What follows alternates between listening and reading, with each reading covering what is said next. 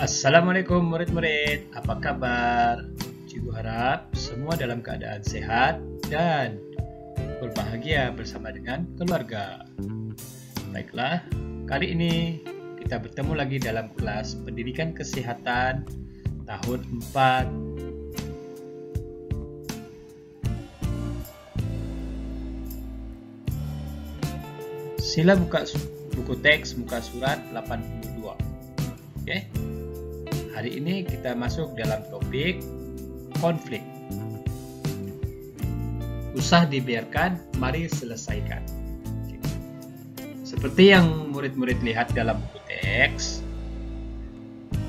dan juga pembelajaran kita pada minggu lepas, kita sudah pun mengenali apa itu konflik dan apa itu stres. Jadi, cikgu tidak akan menerangkan secara detail lagi pada kali ini, tetapi kita teruskan saja pembelajaran kita. Bagaimana konflik itu boleh berlaku, apakah kesan konflik, dan apakah juga kesan stres. Baik, kali ini kita masuk masih lagi dalam tajuk unit 11, yaitu sayangi diri, dalam topik usah dibiarkan, mari kita selesaikan. Stres. Oke. Untuk pengetahuan murid-murid, stres boleh dibagikan kepada dua, yaitu eustress dan juga distress. Apa itu eustress? Eustress ialah stres yang positif, yang boleh membantu murid-murid ke arah kebaikan. Apakah pula distress? Distress ialah stres yang negatif, yang boleh menyebabkan mental dan fisikal murid akan terganggu. Baiklah murid-murid, mari kita lihat kesan konflik, punca stres, dan juga kesan stres. Apabila berlaku sesuatu konflik, ia akan menyebabkan perasaan dendam, yang mana seseorang yang mempunyai konflik antara satu sama lain dengan orang lain boleh menyebabkan perasaan dendam wujud dalam dirinya untuk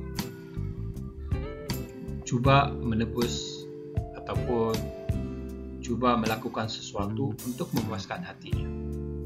Kesan yang kedua, hubungan menjadi renggang.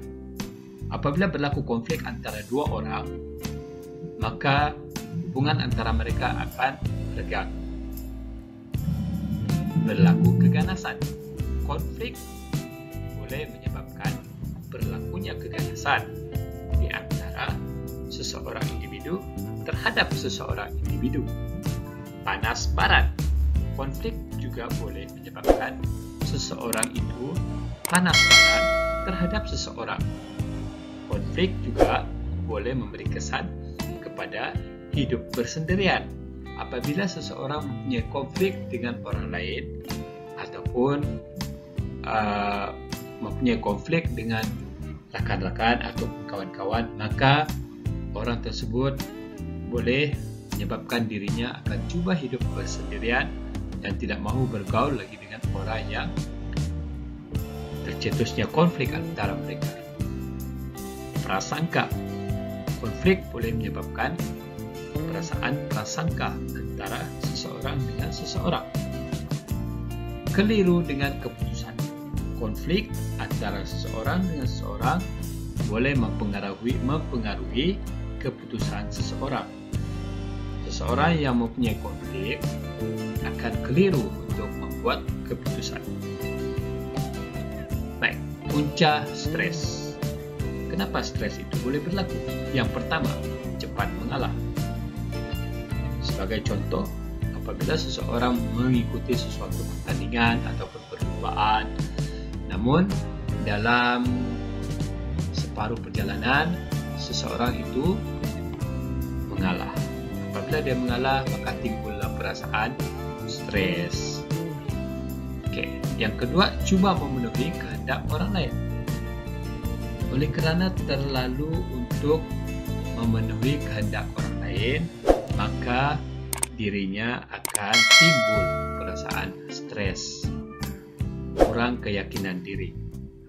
Apabila seseorang kurang keyakinan diri untuk melakukan sesuatu perkara, maka maka stres juga akan timbul. Diri tidak dihargai.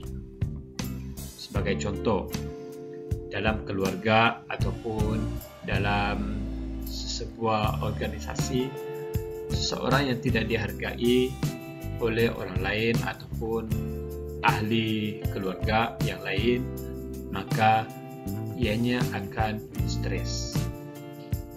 Dia boleh stres. Pendapat tidak diterima juga boleh menjadi punca kepada stres seseorang.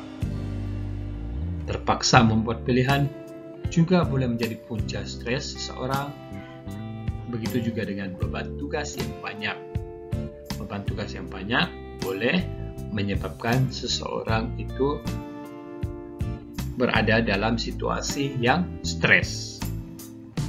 Baik, apakah kesan stres?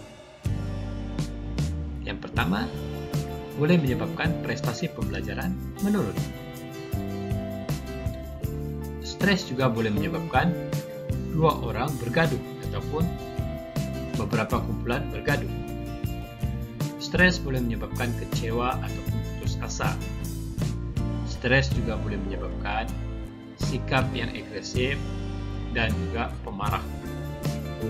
Seterusnya, stres memberi kesan kepada diri seseorang menjadi malas dan juga tidak bertenaga.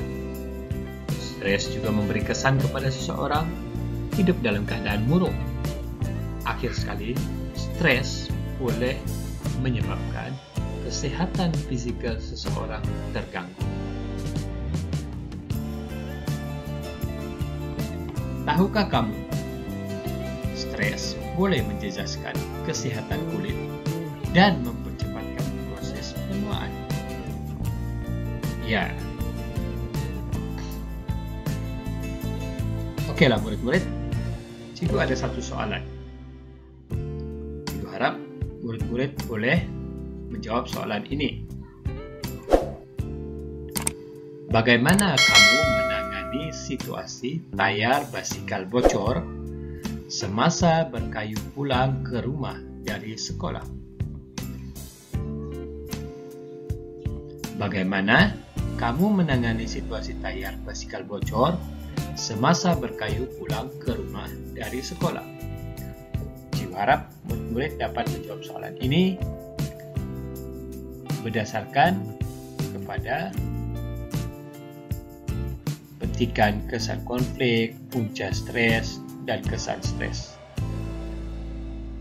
Berdasarkan ilmu yang telah murid-murid dapat, cikgu harap murid-murid dapat menyelesaikan masalah ini dengan lebih bijaksana agar tidak stres.